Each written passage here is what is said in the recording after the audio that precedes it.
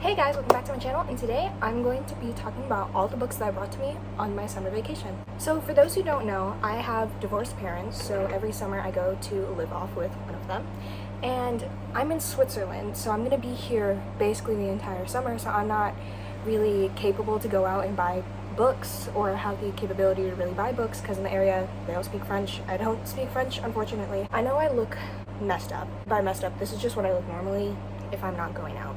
So as you can see, there are my books here. I wanted somewhat of a cute background. I can't really get that, but spoiler alert for the books that I'm bringing. So unfortunately, because I am here and I have limited supplies and everything, that does mean I will not be able to be releasing as often as I want to.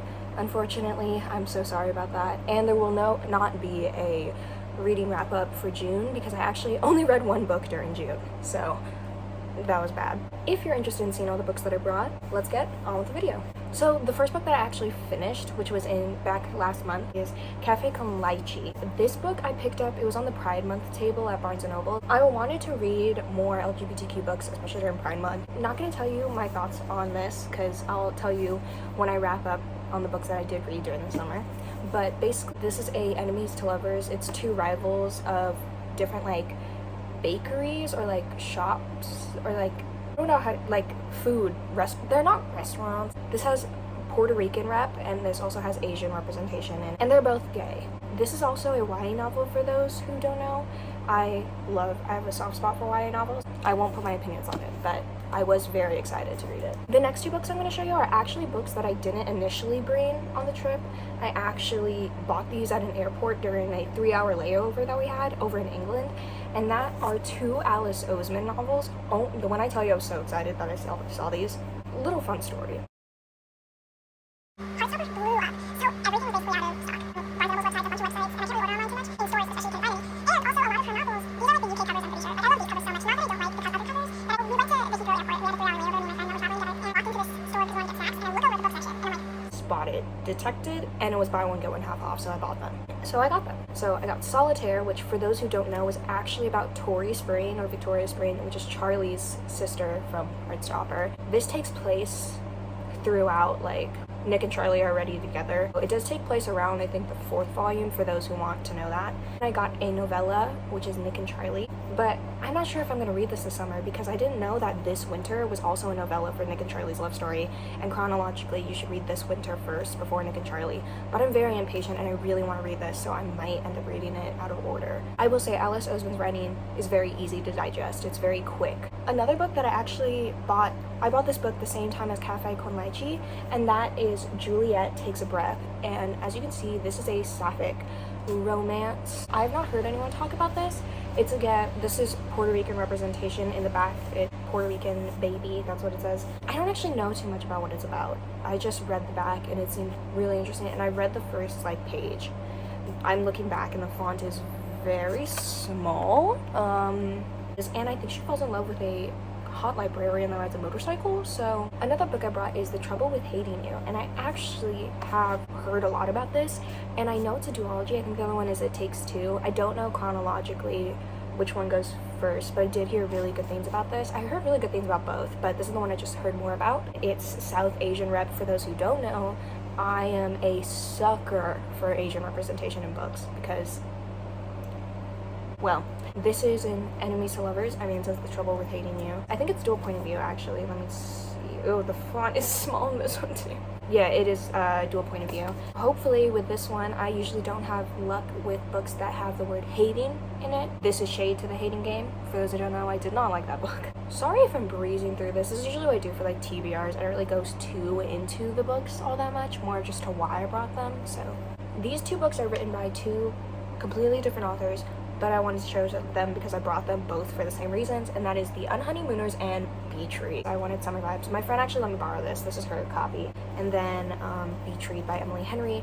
I have, not super recently, but back in May, I read Book Lovers Oh my god, love that book so much. It's my favorite out of the 2 Emily Henry books I've read, and this is the 3rd one that I will be reading. I've heard really good things about these 2. If you ever get into the community of book talk, these 2 books are the books that you will see, 100%. I have read a Christina Lauren book. I've only read one Christina Lauren book, and that is Love in Other Words, and I also absolutely adore that book, so I have pretty high hopes for these 2. And they're both enemies to lovers, which I'm a sucker for an enemies to lovers. This one is academic rivals to lovers, and then this one is like, I think there's twins, like twin sisters. This one is enemies to lovers. They both don't like each other, but their siblings are getting married, but they get sick, so then they're the only ones that didn't get sick, so they just go on the trip together. So super excited to read those 2.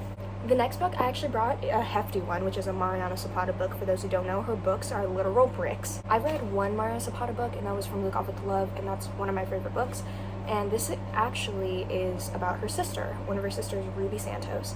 And it's also, she falls in love with a guy from the military. And for those who don't know, I'm a military kid, so I really wanted to read that. So I'm super interested in this one. The next book is actually the first book I packed because I knew I wanted to bring it, and that is the first book of the Addicted series, which is Addicted to You by Krista and Becca Ritchie. I have heard people rave about this series, and the only reason I've been hesitant on it is, one, the premise doesn't entirely interest me necessarily, but so many people were hyping it up that I was like, I feel like I'm missing out and not reading it. But also, this series in general scares me because it's like, it gives you a suggested reading order here in the beginning of the book, and there's 10, I'm pretty sure.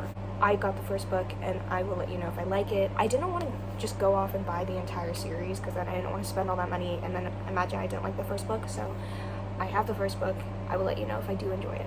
The next book is The Meaning of Birds, and I actually got this. We went on a trip to Austin, and then we stopped at this Japanese like stationery book gift shop area. It was so cute, and they had a library section, and I ended up buying a book, and this is The Meaning of Birds. This is also LGBTQ rep. This one, though, I don't think it's going to be a romance. I think it's like a grief-heavy, angsty, sad book because it mentions someone's father's death, and then she meets someone, but that person passes away. I'm expecting to be very sad. Now that all the like romance heavy books I've gone through, I'm gonna get into the other books I brought that aren't necessarily romances. I know there's a love triangle in this, and I did say I was out of romances, but hear me out, it's a mystery. And that is The Inheritance Game. I've heard really good things about this, and it is a relatively thick book, but people say that it goes by like super fast. I don't know why I lagged within the snaps. I'm not the biggest fan of love triangles, but it's a mystery, so I'll let it slide. I have been putting this book off for so long, but I know I should read it, and that is The Vanishing Season by Dot Hutchinson. For those who don't know, I read the Collector series, and this is the last book in the Collector series. I love the Collector series, and it's like a horror thriller series-ish. I like it because I really like Criminal Minds, and it reminds me of that. This is the last book in that series, and then telling myself to read it, and I don't end up reading it. I think it just might be me and my commitment issues. I don't want to finish it because then I'll be done with the series. I know I want to finish it so badly because I want to make a video about the series in general, so I'm going to read it this summer. I know I will. The next book is actually a fantasy book that I have the original copy to, the self-published version, The Atlas 6 by Olive E. Blake. I'm pretty sure there's going to be a second one because I think it ends on a cliffhanger. But this is the traditionally published version. For those who don't know, it recently got traditionally published. This is the hardcover. It's absolutely stunning. People rave about this book, and I'm not a huge fantasy person, but I'm very easily influenced, so I do want to get into fantasy. I like fantasy, it's just harder for me to visualize it because I'm not that creative of a person. And the last book that I have is another fantasy, actually, and it is the last book, Our Violent Ends. For those who don't know, this is the second book of These Violent Delights, which Agent Rep, I loved that book, and it's a fantasy that I really liked. It was a really good book, so I just needed to get the second book, and I'm scared to read this, to be honest, because it is a Romeo and Juliet retelling, but a lot of Romeo and Juliet retellings, they don't end up dying, so I hope it's like that. Super excited to read this. I don't actually know where this is going to go, but I am excited too because I do know she wrote a book, Our Lady Fortune, I think, about one of the side characters in here, and it's going to be like a fake dating spy thing, and I'm so excited for that. And if I like this, I'm definitely going to pick up that book too. So that was all the books I brought for my summer break. I'm so sorry I haven't been able to really be pushing out content super regularly. I will be trying my best, but I'm in a big book slump. It's just hard in general to be recording a lot and making content when you don't really have stuff to make content about. So I apologize for that. I will get back, hopefully on a better routine once I get back home. Other than that, I'm having a good time. I hope you're having a really good summer break. Thank you so much for watching this video. If you liked it, please like and comment down what other videos I should make when I get back. Also, make sure to hit the subscribe button. I will see you next time. Bye!